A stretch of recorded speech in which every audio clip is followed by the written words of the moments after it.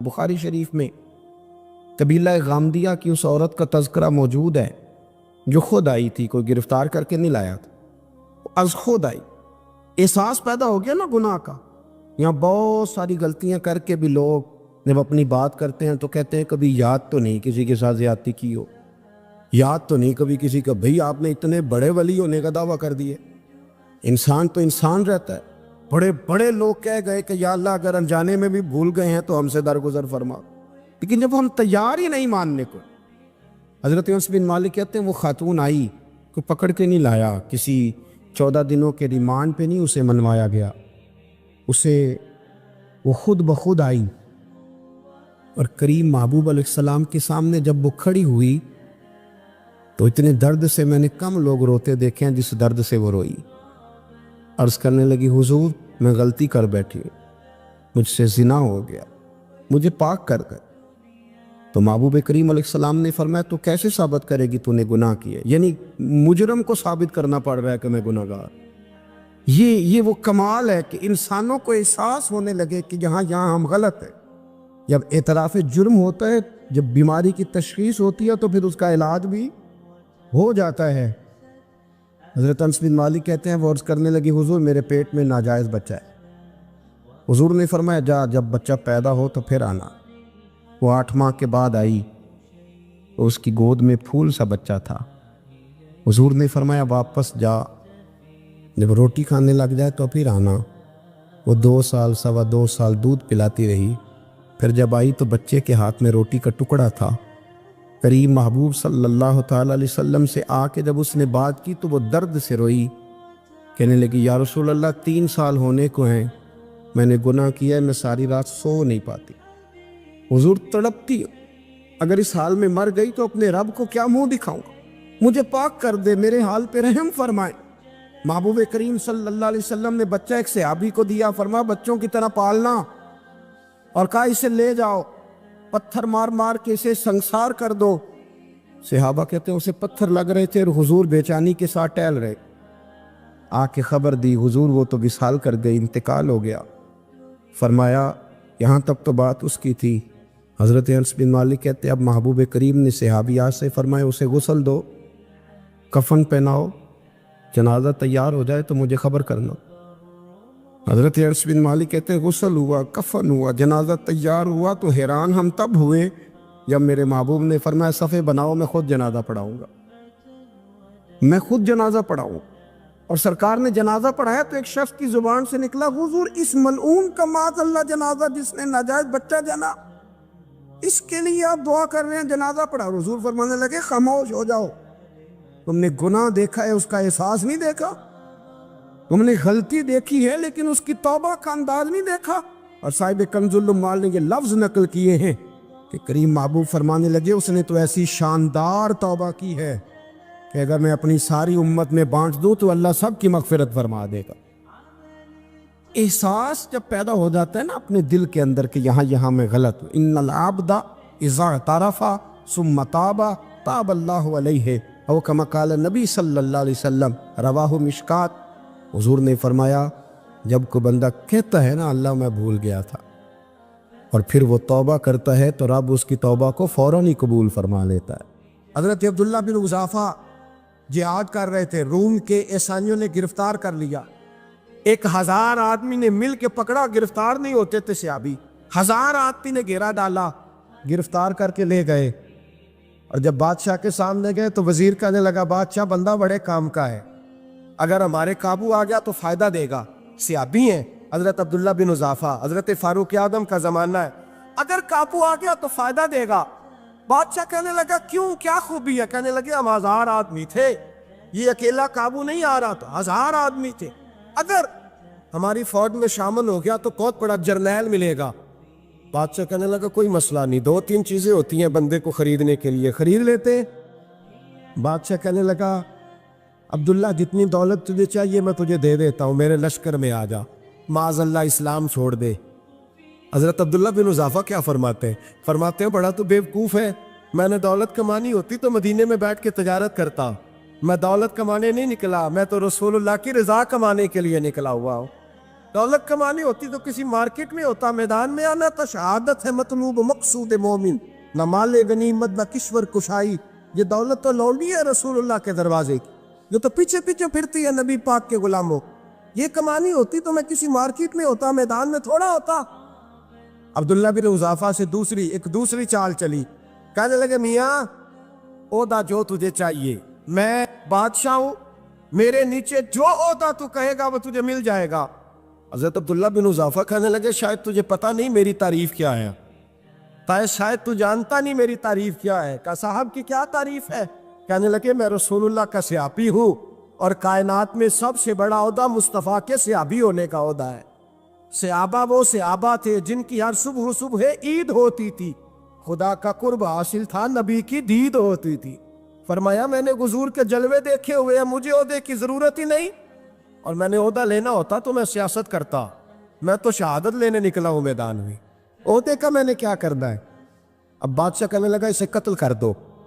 وزیر کہنے لگا نہیں، ایک بات اور ہے، مجھے ایک چال اور چلنے دو۔ کہا وہ کیا؟ کہنے لگے میری بیٹی بڑی خوبصورت ہے، مجھے موقع دو اپنی بیٹی کو سجا بنا کے، وہ جوان جس کی جوانی اتنی بڑی ہے کہ 1000 آدمی مقابلے میں کھڑا نہیں ہوتا، اس جوان کے کمرے میں رات کی تنہائی میں بنا سوار کے بی بی کو بھیجا۔ وہ بی بی کہتی ہے میں ساری رات بن سور کے اس صحابی کے کمرے میں بیٹھی رہی، لیکن یہ کیا شخص تھا، ساری رات ہی مصلے پہ بیٹھا رہا، ساری رات ہی، کچھ دیر تھک جاتا تو یہ کریم رسول پہ درود پڑھنا شروع کر دیتا۔ بی بی کہتی ہے سحری ہو گئی تو میں نے چھو کے دیکھا کہ انسان ہے کہ جن ہے، یہ بندہ ہے کہ فرشتہ ہے، چھو کے دیکھا۔ کہنے لگے پیچھے ہٹ جا۔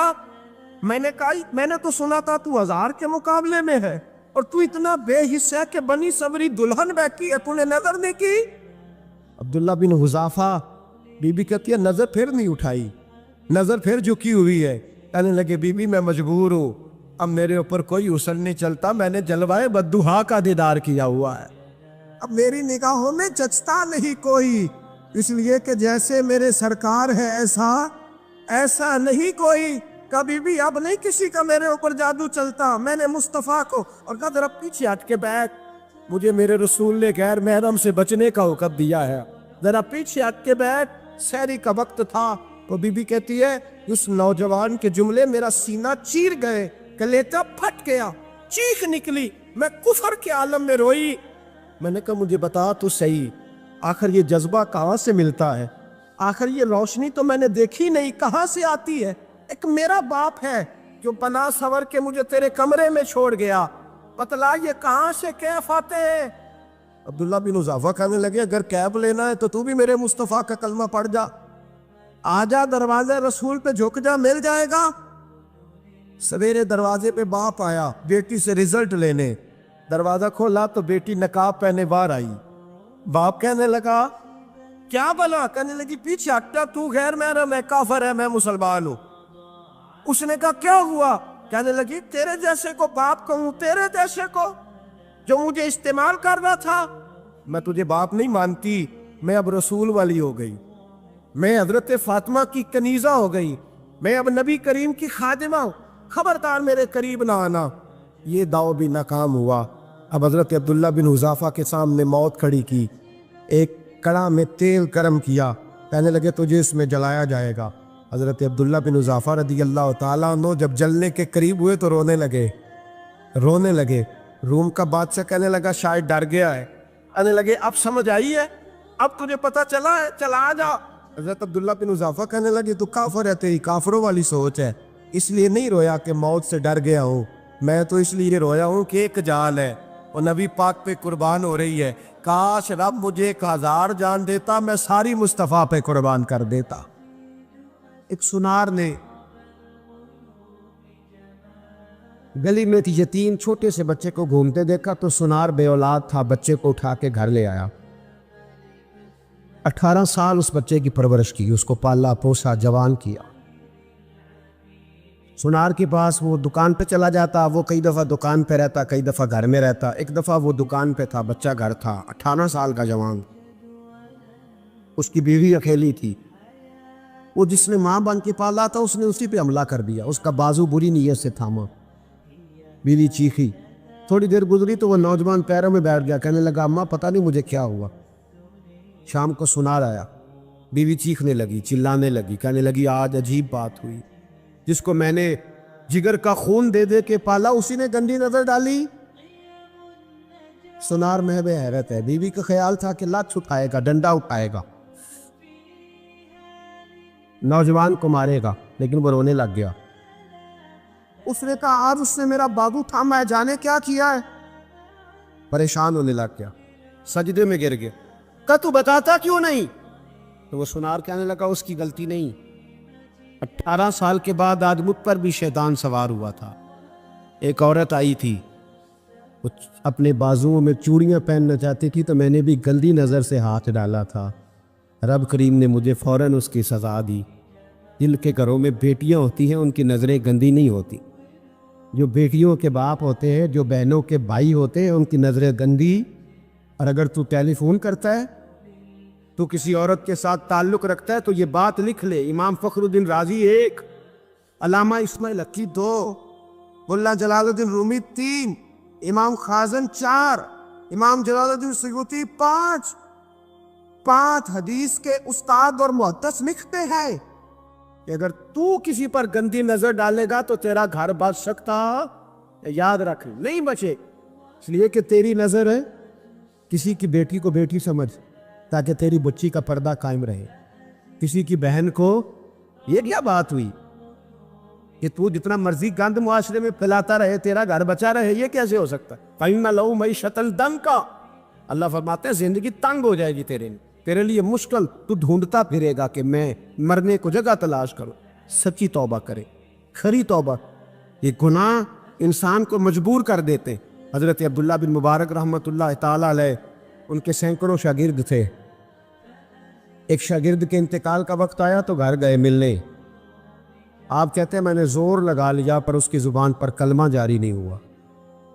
میں اسے کہتا کلمہ پڑھ پر اس کی زبان پر جاری۔ اللہ اکبر، بہت بڑی نعمت ہے، دعا فرمائیں اللہ ایمان کی موت عطا فرما، ایمان کی موت دے اللہ کریم، ایمان کی موت دے۔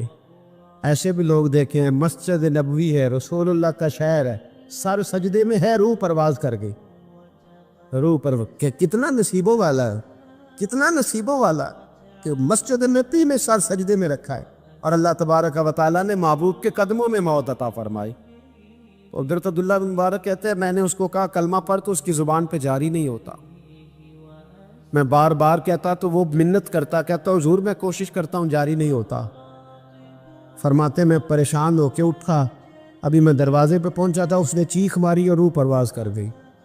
بچے رونے لگے، بیوی رونے لگی، تو میں نے اس کی بیوی سے کہا کہ یہ جرم کیا کرتا، اتنا بڑا پاپی پہ کلمہ جاری نہیں ہوا۔ اس کی زوجہ کہنے لگی حضرت جی 2 گناہ تھے اس کے، ایک تو یہ شراب کا عادی تھا، روکتی تھی باز نہیں آتا تھا، اور دوسری بات یہ کہ یہ اپنی اماں کا نافرمان تھا، وہ 2 گلیاں چھوڑ کے رہتی ہے، یہ کبھی ملنے نہیں گیا تھا، اس بوڑھی کا کلیجہ اس کی طرف سے بڑی تکلیف میں تھا۔ حضرت عبداللہ بن مبارک کہنے لگے جا تو بھی دعا کر، اس کی ماں کو بھی کہہ دعا کرے کہ یہاں تو یہ کلمہ نہیں اسے نصیب ہوا، اللہ کرے اللہ آخرت کی منزلیں اس کی بہتر فرما دے۔ حضور صلی اللہ علیہ وسلم کے پاس ایک مہمان آ گئے رات کے وقت میں، جب وہ آئے تو حضور نے پوچھا کھانا کھانا ہے؟ تم نے کہا کھانا ہے۔ جھوٹ اور بھوک کو جمع کرنا منع ہے، کہا جی کھانا ہے۔ تو حضور صلی اللہ علیہ وسلم نے فرمایا ازواج مطہرات کے گھروں میں پتہ کرو کچھ ہے۔ حضرت ام سلمہ کے گھر میں پتہ کیا تو کہا یا رسول اللہ 4 دن سے روٹی نہیں پکی۔ حضرت زینب سے پوچھا تو کہا حضور کئی دن سے چولہا ہی نہیں جلایا۔ حضرت عائشہ صدیقہ، حضرت میمونہ، حضرت سودا، تمام گھروں سے بظاہر یہ 2 جہاں کے شاہ ہیں پر پاس کچھ رکھتے نہیں، 2 جہاں کی نعمتیں ہیں ان کے خالی ہاتھ میں، ہر چیز ہے پر فقر اختیاری ہے، کوئی شے نہ ملی۔ نبی پاک صلی اللہ علیہ وسلم نے مسجد میں اعلان کیا، فرمایا کون ہے جو میرے مہمان کو روٹی کھلائے؟ ان لفظوں کا حسن کوئی حسن والا ہی سمجھ سکتا ہے۔ فرمایا کون ہے جو میرے مہمان کو کھانا کھلائے؟ تو ایک صحابی لے گئے اور اٹھے، وہ صحابی جو صحابہ میں غریب تھے، ایک انصاری جو غریب آدمی تھے، بہت زیادہ امیر آدمی اللہ کی راہ میں خرچ نہیں کر پاتا، اس کے لیے مشکل ہو جاتا ہے۔ اس کے لیے بہت امیر آدمی جو ہوتا ہے نا، وہ جتنا زیادہ امیر ہوتا ہے نا، اتنی دیوار اس کے گرد کھڑی ہو جاتی ہے پیسوں کی، مشکل ہو جاتا ہے اس کے لیے۔ غریب آدمی کھڑے ہوئے، اگرچہ میرے محبوب کے غلاموں میں جو بڑے امیر تھے وہ بھی خرچ کرنے میں بڑے آگے تھے، حضرت عثمان غنی رضی اللہ تعالیٰ عنہ، حضرت عبد الرحمن ابن عوف، حضرت ابو بکر صدیق رضی اللہ۔ لیکن یہ غریب آدمی کا حضور میں لے جاؤں گا، میں لے کے جاؤں، اور یہ بخاری مسلم ہے، حضور نے فرمایا لے جاؤ۔ وہ اب سے آپ بھی گھر لے گئے اور بیوی سے مشورہ کیا، بات پہ غور کرنا، ہر چیز کی بھوک دیکھی جا سکتی ہے، بچوں کی نہیں دیکھی جا سکتی۔ وہ انصاری حضور کے مہمان کو گھر لے گئے، جا کے بیوی سے مشورہ کیا، کہا بھلی مانس گھر میں کچھ ہے؟ تو اس نے کہا تھوڑا سا بچوں کے لیے کھانا رکھا ہے، بچوں کے لیے۔ بچے تو بزدل کر دیتے ہیں، بچے تو آدمی کو بزدل کر دیتے ہیں، بچے تو مار دیتے ہیں، کلیجہ پھٹ جاتا ہے بچہ بھوکا ہو تو، نیند نہیں آتی۔ اب صحابی اپنی بیوی سے کیا کہتے ہیں؟ کہتے ہیں بچوں کو بہلا کے سلا دے، اور رسول اللہ کے لیے نہیں، رسول اللہ کے مہمان کے لیے، بھائی نبی پاک کے لیے نہیں، حضور کے تجھ سے در در سے سگ اور سگ سے ہے مجھ کو نسبت، میری گردن میں بھی ہے دور کا پٹکا تیرا، تجھ سے در در سے سگ سگ سے ہے مجھ کو نسبت۔ لمبی بات ہے کہ بچوں کو سلا دو۔ بی بی نے بچوں کو سلا دیا تو میاں بیوی کا مشورہ ہوا کہ مہمان کے ساتھ بیٹھ کے روٹی کھانا بھی سنت ہے۔ تو اب مہمان کے ساتھ بیٹھ کے کھانا بھی ہے تو کھانا ہے ایک دو آدمی کا۔ اب خاوند اپنی بیوی کو تیار کرتا ہے کہ میں بھی کھانے پہ بیٹھ جاؤں گا، تو بھی بیٹھ جانا، اور جب مہمان کھانے میں ہاتھ ڈال لے تو اٹھنا، کہنا او ہو دیا تو صحیح کیا ہی نہیں، ابھی بجھ جائے گا، اور جا کے دیا بجھا دینا۔ ہم ہاتھ ہلاتے رہیں گے، مہمان روٹی کھاتا رہے گا۔ اور یار اس درد کو، اس کیف کو سمجھو، گھر میں بچے بھی بھوکے، بچوں کی ماں بھی بھوکی، بچوں کا باپ بھی بھوکا، دسترخوان پہ روٹی لگ گئی، روٹیاں چون ڈالیں، بی بی اٹھی کہنے لگی او ہو چراغ تو صحیح کیا ہی نہیں، یہ تو بجھ جائے گا۔ حوصلے مند بی بی جس نے بچے بھوکے سلا دیے، وہ بھوکے سوئے ہوئے بچوں کی بھوکی اماں اٹھی اور اپنے خاوند کی تابع داری میں اٹھی، میں گڈی تے ہتھ ڈور سجن دے، وہ جنج رکھے اونج رہنا ہے، اٹھی اور اس نے نہ دیا ٹھیک کرنے کے بہانے بجھا دیا۔ مہمان روٹی کھاتا رہا اور رسول اللہ کے نوکر قربانی دیتے رہے، وہ روٹی کھا کے سیر ہو کے بستر بچھایا تو سو گیا۔ یہ میاں بیوی ساری رات بچوں کی طرف دیکھتے رہے اور غور کرتے رہے اور راضی رہے کہ ہم نے حضور کا فریضہ نبھایا ہے۔ قربان جاؤں محبوب پہ، بے خبر ہو جو غلاموں سے وہ آقا کیا ہے۔ وہ صحابہ وہ اگر قربانیاں دیتے تھے تو جو اعزاز ملتا تھا وہ بھی بڑا شان والا ہے۔ صحابی کہتے ہیں میں فجر کی نماز پڑھنے مسجد آیا، پہلا قدم رکھا تو میرے کریم بولے، حضور نے فرمایا رات جو تو نے اور تیری بیوی نے عمل کیا ہے خدا کو بھی بڑا پسند آیا ہے، محمد مصطفیٰ کو بھی بڑا پسند ہے۔ اور پھر ایک لفظ اور ہے حدیث میں، ایک روایت میں کچھ جملے اور بھی ہیں۔ حضور نے فرمایا جب تو اور تیری بیوی رات مہمان کے ساتھ احسار کر رہے تھے نا، تو عرش کا مالک تمہیں مسکرا کے دیکھ رہا تھا، رب تمہیں دیکھ کے مسکرا رہا تھا، رب تمہیں دیکھ کے مسکرا، تر بامنی پہ شیخ ہماری نہ جائیے، ہم دامن نچوڑ دیں تو فرشتے وضو کریں، پر میں وہ مسکرا رہا تھا کہ میرے بندے میرے رسول کی رضا کے لیے کیا کر رہے ہیں۔ اور صاحب دیکھو، نبی پاک کے لیے نہیں، خاندان کے لیے نہیں، خاندان نبوت کے لیے نہیں، حضور کے نہ سمجھے یار، اس پہلو کو سمجھے۔ نبی پاک کے بریلی کے امام بول پڑے، فرمانے لگے تجھ سے در سے سگ سے ہے مجھ کو نسبت، تجھ سے در سے سگ کتے کو کہتے ہیں فارسی میں۔ فرماتے محبوب تیرا دروازہ اور دروازے پہ کتا، اور کتے کے پاس میں بیٹھا ہوں، چلو کتے کے پاس تو بیٹھا ہوں نا، میری گردن میں بھی کوئی تو پٹکایا ہی ہے نا، تجھ سے در سے سگ اور سگ سے ہے مجھ کو نسبت، چلو میری گردن میں بھی ہے دور کا پٹکا تیرا۔ قرآن مجید بول اٹھا، رب کریم نے فرمایا حبیب یہ تیرے غلام وہ ہیں کہ وَيُكْسِرُونَ عَلَىٰ أَنفُسِهِمْ وَلَوْ كَانَ بِهِمْ خَصَاصَةٌ، فرمایا ان کا حال یہ ہے کہ جس چیز کی شدید حاجت ہوتی ہے وہ بھی اپنے بھائیوں پہ قربان کر دیتے، وہ دے دیتے ہیں تیرے نام پہ، جب مکے والے مدینے آئے انصار مدینہ تو میرے مصطفیٰ کریم نے فرمایا نہ تمہاری نسلیں ایک ہیں نہ قبیلے ایک ہیں، لیکن تمہارا نبی ایک ہے، تمہارا رسول ایک، خدا ایک، کتاب ایک، تمہارا میری وجہ سے رشتہ ہے۔ چلو اپنے بھائیوں کے ساتھ احسار کرو، چلو احسار کرو۔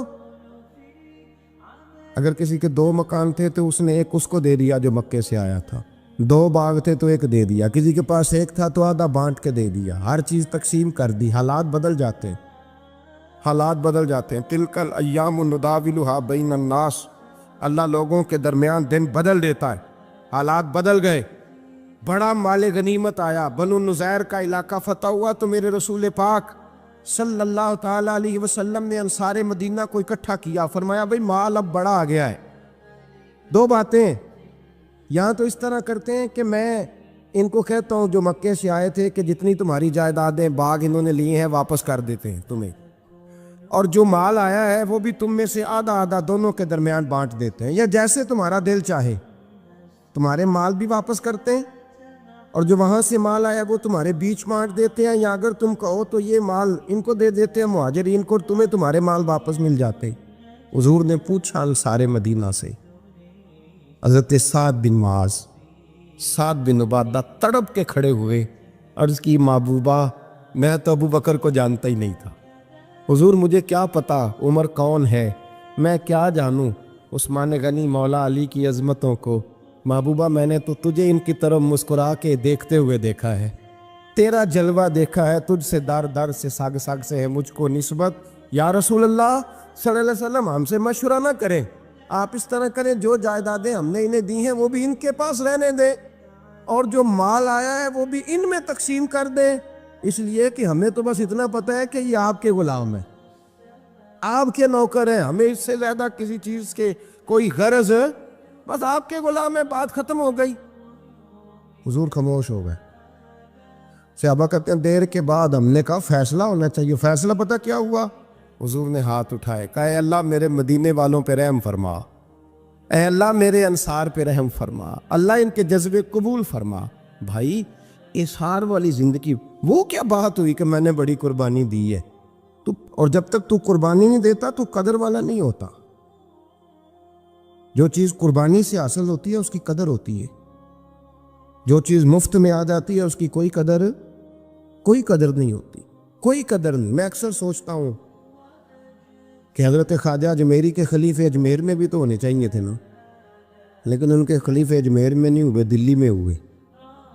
تو میں سوچتا ہوں دلی والوں کے خلیفے دلی میں ہونے چاہیے، لیکن دلی میں نہیں ہوئے، پاک پتن میں ہوئے، تو پاک پتن والوں کے یہاں ہو جاتے، اس لیے کہ قربانی جو دیتا ہے نا، جو دور سے چل کے آتا ہے وہ قربانی کرتا ہے، قربانی دیتا ہے، اس کو قدر زیادہ ہوتی ہے۔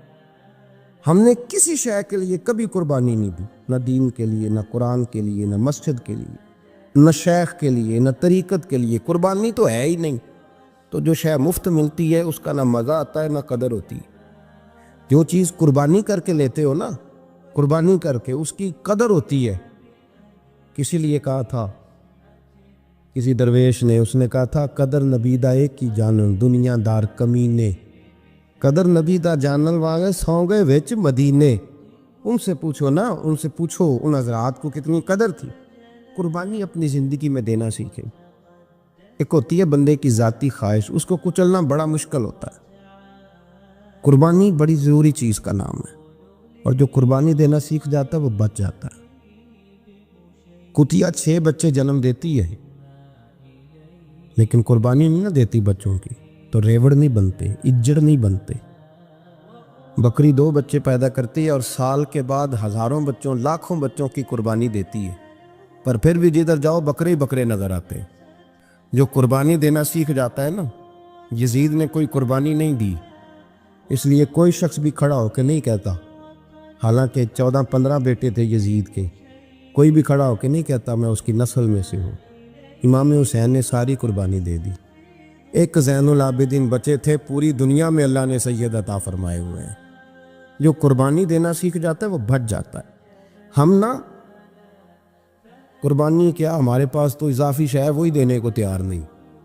جب آپ تیار ہی نہیں تو سودا ہی نہیں کر، آپ نکلے ہی نہیں میدان میں، تو حاصل کیسے ہو؟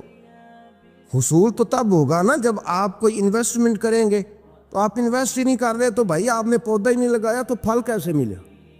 قربانی نہیں دی تو وہ درجہ کیسے ملے؟ اس کے لیے تو قربانی ضروری ہے. اب تمام صحابہ کی زندگی پڑھ لیں، حضرت ابو بکر سے لے کر حضرت بلال تک، یہ سارے قربانی والے ہیں.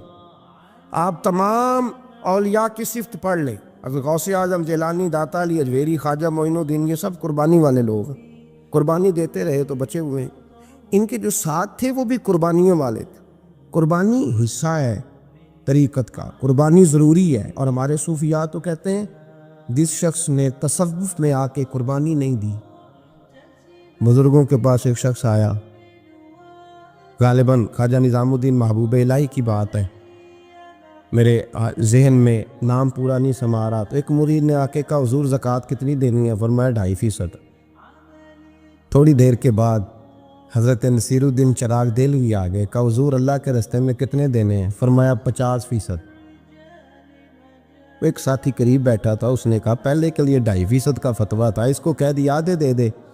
چند منٹ گزرے تو حضرت امیر خسرو بھی آ گئے، کہا حضور زکوٰۃ کتنی دینی ہے؟ فرمایا جو ہے سارا ہی لے آ، تیری 100% ہے. تو وہ ساتھی جو قریب بیٹھے تھے اس نے کہا بابا فتوے علیحدہ علیحدہ ہیں. فرمایا فتویٰ ایک ہی ہے، بندے علیحدہ علیحدہ ہیں. فتویٰ ایک ہی ہے، مجھے پتہ ہے کون کتنے دے سکتا ہے. وہ جس کو میں نے 2.5% کہا ہے وہ بھی جا کے حساب کتاب کرے گا، اس نے 2.5 بھی پورا نہیں دینا. اور فرمایا جس امیر خسرو کو میں نے کہا نا سارا لے آ، اس کا دل کرے گا میں اپنا مکان بھی توڑ کے لے آؤں. میں نے فتویٰ ایک ہے، بندہ دیکھ کے بات کی ہے. بھائی قربانی نہیں ہے، اظہار ہی نہیں ہے، جذبہ ہی نہیں ہے، ہمارا مزاج ہی نہیں ہے. لیکن نا یہ اب ایک تو شریعت کی قربانی ہے نا یہ، تو اس پہ بھی لوگ بڑا سوچیں گے، اس پہ بھی لوگ بڑا سوچیں گے. فتوے پوچھتے پھریں گے کہ جی میرے اوپر تو ابھی میں نے تو 15,500 قرضہ دینا ہے، دوں کہ نہ دوں، کون سی دوں؟ فتوے پوچھیں گے. دینے کی دفعہ فتوے پوچھیں گے اور لینے کی دفعہ چھٹی، جو آتا ہے آنے دو. کبھی لینے کی دفعہ بھی فتویٰ پوچھنا صاحب کہ یہ مجھے اتنا مال آ رہا لے لوں کہ نہ لوں. وہ لے لیا، قابو کر لیا. جب دینے کی باری آئی تو فتویٰ احصار کرے. اور احصار صفت ہے مسلمان کی، یہ احصار کرنے لگتا ہے تو بچنے لگ جاتا ہے، اس کا فائدہ ہونے لگ جاتا ہے. قربانی دینے لگ جاتا ہے تو بچ جاتا ہے.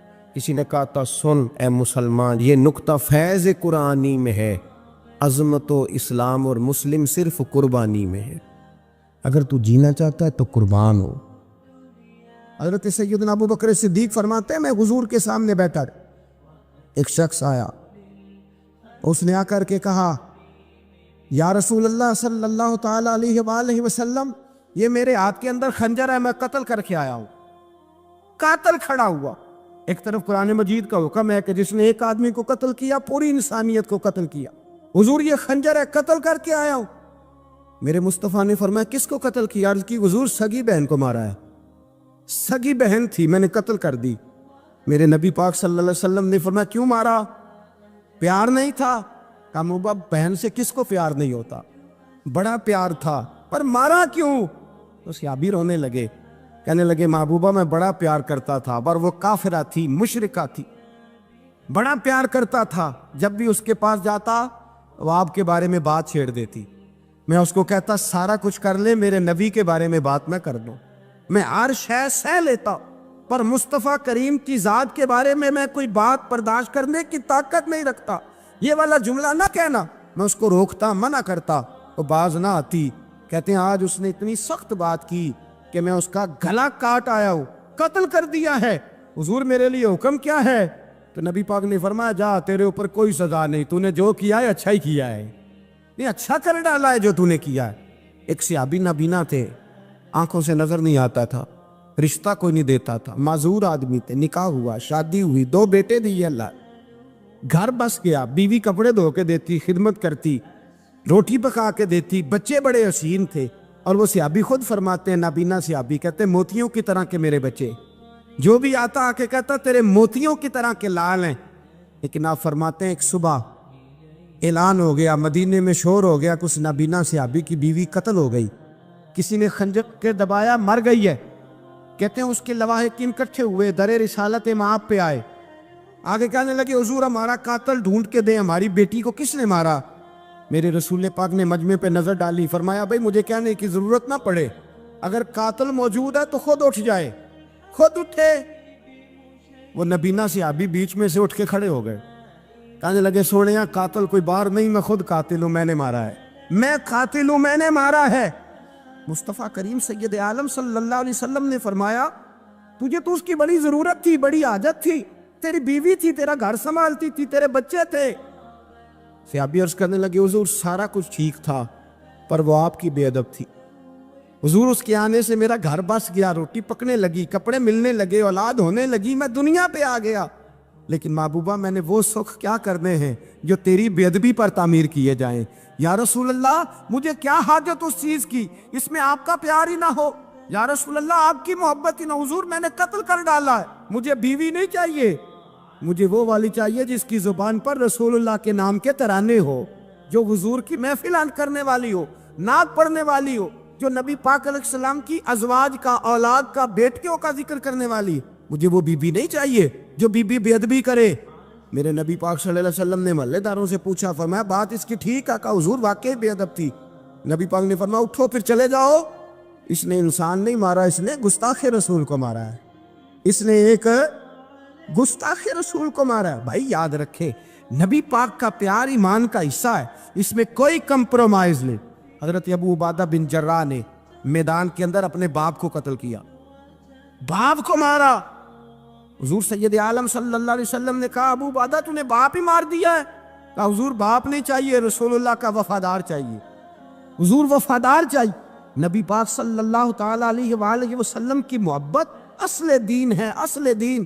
صحابہ کرام نے ہر چیز سے بڑھ کر رسول پاک سے پیار کیا، ہر چیز سے بڑھ کر، بھلا دی دنیا ساری انہوں نے، لیکن رسول پاک سید عالم صلی اللہ علیہ وسلم کا پیار انہوں نے اپنے دل سے نہیں بلایا، اپنی اولادیں لا کے حضور کی خدمت میں پیش کر دی، اپنے بچے لا کر پیش کر۔ حضرت عائشہ صدیقہ رضی اللہ تعالیٰ عنہ فرماتی ہیں ساری زندگی ابو بکر صدیق نے ڈانٹا نہیں، میرا باپ رفیق تھا، شفیق تھا، مہربان تھے، کوئی کبھی انہوں نے سخت گھورا بھی نہیں ہماری طرف۔ لیکن کہتی ہے ایک دن میں حضور کے ساتھ گفتگو کر رہی تھی، بچی تھی، میری آواز ذرا بلند ہوئی تو کہتے ہیں جناب ابو بکر صدیق رضی اللہ تعالیٰ عنہ باہر سے دوڑے آئے، اندر آئے، حضرت ابو بکر نے تھپڑ اٹھایا، میرے منہ پہ مارنے لگے، حضور آگے بڑھے، بچایا۔ میں نے کہا ابا جی آپ نے تو گھورا بھی کبھی نہیں، یہ کیا ہوا؟ حضرت جناب عائشہ صدیقہ کہتے ہیں ابو بکر صدیق رو پڑے، کہنے لگے عائشہ میرے اوپر سے پہاڑ بھی گزر جائیں تو مجھے تکلیف نہیں ہوتی، اور میرے مصطفیٰ کے سامنے کوئی اونچا بولے بھی تو میرا دل ٹوٹ جاتا ہے۔ خبردار حضور سید عالم، حضرت عمر کا زمانہ تھا، کچھ لوگ آئے کہیں اور کے رہنے والے، مسجد نبی میں اونچی آواز میں بولنے لگے، اونچی آواز میں باتیں کرنے لگے۔ حضرت عمر نے بلایا، فرمایا ادھر آؤ، کون ہو، کہاں سے آئے ہو؟ کہنے لگے کوئی شام کا ہے، کوئی کسی ملک کا ہے۔ آپ فرمانے لگے تمہیں پتہ نہیں یہ روضہ رسول ہے؟ تمہیں پتہ نہیں یہ حضور کی مسجد ہے؟ لا ترفعوا اصواتکم فوق صوت النبی، تمہیں خبر نہیں تم کہاں آئے ہو؟ فرمایا اگر تم مدینے کے رہنے والے ہوتے میں تمہیں دروں سے مارتا، تمہیں سزا دیتا۔ تمہیں ادب رسول کا نہیں پتا، تمہیں رسول اللہ صلی اللہ علیہ وسلم کے طریقے کا نہیں پتا۔ نبی پاک صلی اللہ علیہ وسلم کے وجود سے خون نکلا، حضور نے حضرت عبداللہ بن زبیر سے کہا ٹھکانے لگا دو، جاؤ ٹھکانے لگا دو، ایسی جگہ لگاؤ جہاں کسی کی نظر نہ پڑے، خون بہتا ہوا خون حرام ہے، قرآن پاک نے بیان کیا ہے، کہا ٹھکانے لگا دو۔ حضرت عبداللہ بن زبیر باہر نکلے اور حضور کا جو خون تھا وہ پی گئے۔ حضور نے کہا تھا پی لینا، کیا کہا تھا؟ ٹھکانے لگا دو، پی گئے۔ واپس آئے تو مصطفیٰ نے فرمایا کہاں ٹھکانے لگایا؟ کہا یا رسول اللہ ایسی جگہ جہاں کسی کی نظر نہیں پڑے گی، ایسی جگہ جہاں کسی کی نظر نہیں پڑے گی۔ حضور نے فرمایا پی گئے ہو؟ کہا حضور پی گیا ہوں۔ فرمایا جاؤ، نبی کا وعدہ ہے تمہارے وجود کو جہنم کی آگ چھوئے گی بھی نہیں۔ ہم وہ والا پیار کرتے ہیں جو حضور نے کہا ہے۔ حضرت ام ایمن نبی پاک کی دائی تھی، حضور کی رضائی والدہ تھی، سرکار کی طبیعت مبارک علیل ہوئی تو حضور نے نا، ویسے نبی پاک جب پخانہ کرتے تھے نا تو حضرت عائشہ صدیقہ فرماتی ہیں حضور کے پخانے سے کستوری سے بھی زیادہ خوشبو آیا کرتی۔ اور آپ حضرت انس بن مالک فرماتے ہیں حضور کھیتوں میں پخانے کے لیے جاتے، میں ساتھ جاتا، جہاں نبی پاک صلی اللہ علیہ وسلم پخانہ کرتے میں وہاں جا کے دیکھتا تو کوئی شے نہ ہوتی۔ میں کہتا حضور کہاں گیا؟ اللہ کے رسول فرماتے جب میں پخانہ کرتا ہوں تو زمین کھل جاتی ہے، میرا پخانہ اندر سمو لیتی ہے۔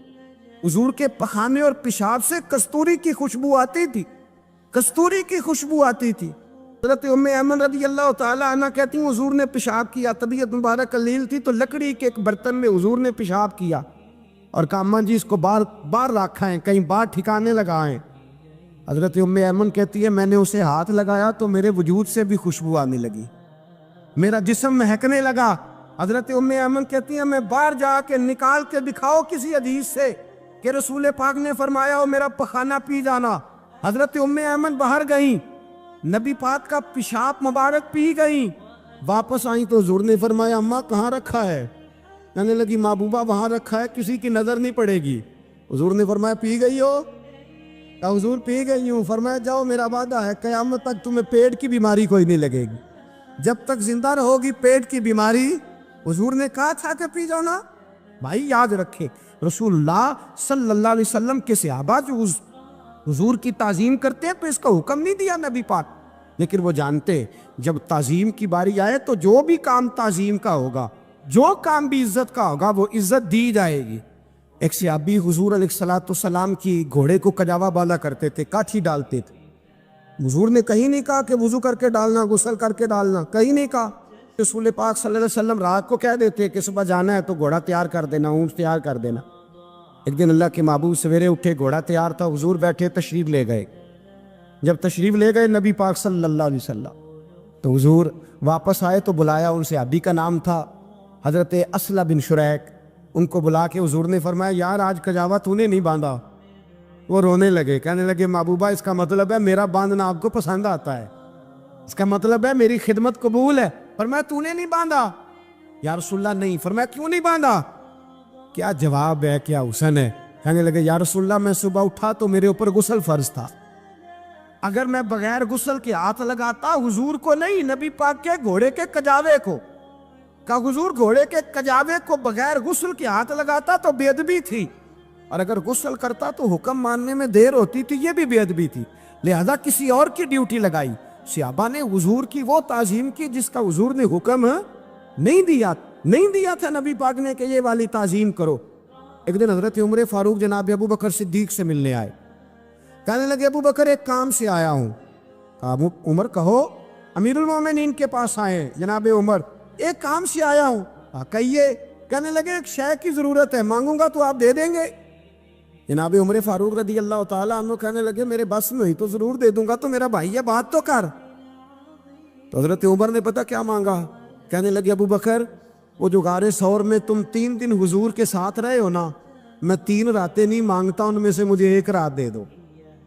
اور کیا لفظ ہیں، کیا حسن ہے۔ کہنے لگے عمر کی زندگی کی ساری نیکیاں لے لو، 3 راتوں میں سے 1 رات مجھے دے دو، 1 رات مجھے دے دو۔ حضرت ابو بکر صدیق رضی اللہ تعالیٰ عنہ رو پڑے، کہنے لگے میں نے کہا تھا جو بس میں ہوگا دوں گا، یہ تو میرے مصطفیٰ کی محبت ہے، یہ کسی کو دینا میرے بس کی بات ہے، یہ حضور کا پیار ہے جو میں نے سنبھال کے رکھا ہوا ہے، سنبھال کے پھر کے گلی گلی تباہ ٹھوکریں سب کی کھائے کیوں، دل کو جو عقل دے خدا تو تیری گلی سے جائے کیوں، جان ہے عشق مصطفیٰ روز فضو کرے خدا، ارے جس کو ہو درد کا مزہ وہ ناز دوا اٹھائے کیوں، اب تو نہ روک ہے غنی عادت سگ بگڑ گئی، پہلے ہی دن میرے کریم لقمہ تر کھلائے کیوں۔